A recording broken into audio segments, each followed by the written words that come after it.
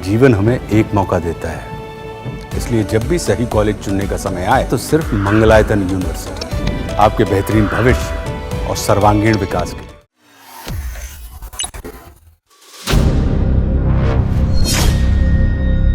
Justice Verma के घर मिला ये कैश किसका है? ये अब तक रहस्य बना हुआ है। किसी को कुछ समझ नहीं आ रहा कि इसका मालिक कौन है। इस कैश को यहां लाने के पीछे का मकसद क्या था? जज साहब सवालों के घेरे में हैं, तो सीजीआई फुल एक्शन में।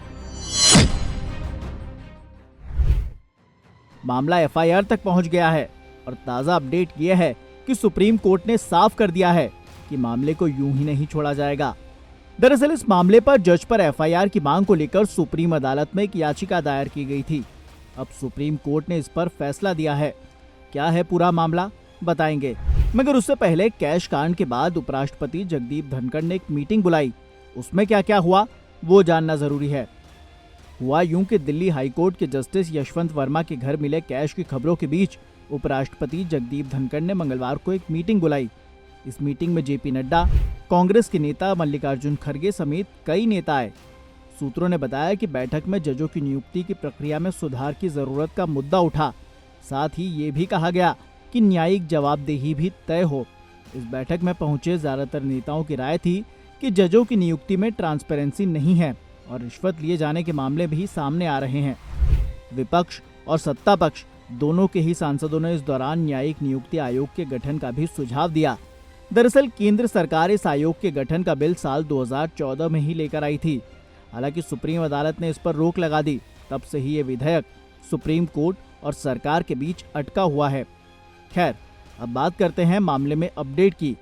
दिल्ली हाईकोर्ट के जज यशवंत वर्मा के घर मिले कैश के मामले पर सुप्रीम कोर्ट ने तत्काल सुनवाई से इनकार कर दिया है। बीते दिन मुख्य न्यायाधीश संजीव खन्ना की अध्यक्षता वाली पीठ से वकील मैथ्यूज जे ने आग्रह किया कि याचिका को तत्काल सुनवाई के लिए पीठ के सामने सूचीबद्ध किया जाए, क्योंकि ये मामला व्यापक जनहित से जुड़ा हुआ है। सीजीआई ने तत्काल सूचीबद्ध करने के लिए मामलों के मौखिक उल्लेख की प्रथा को रोक दिया है। सीजीआई ने कहा, ये काफी है, याचिका पर उसी के अनुसार सुनवाई होगी।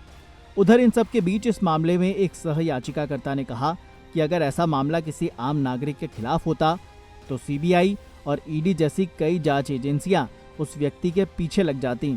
इस पर सीजीआई ने कहा कि याचिका पर सुनवाई होगी। वकील ने दलील दी कि सुप्रीम कोर्ट ने सराहनीय काम किया है, लेकिन एफआईआर की जरूरत है। इस पर सीजीआई ने कहा, सार्वजनिक बयान न दें। बता दें कि मैथ्यूज और 3 अन्य ने रविवार को एक याचिका दायर कर पुलिस को मामले में एफआईआर दर्ज करने का निर्देश देने की मांग की थी। याचिका में 1991 के फैसले को भी चुनौती दी गई, जिसमें अदालत ने फैसला दिया था कि भारत के मुख्य न्यायाधीश की पूर्व अनुमति के बिना उच्च न्यायालय या टॉप अदालत के किसी भी न्यायाधीश के खिलाफ कोई आपराधिक कार्यवाही शुरू नहीं की जा सकती है। अब देखना यह होगा कि मामले में आगे क्या होता है।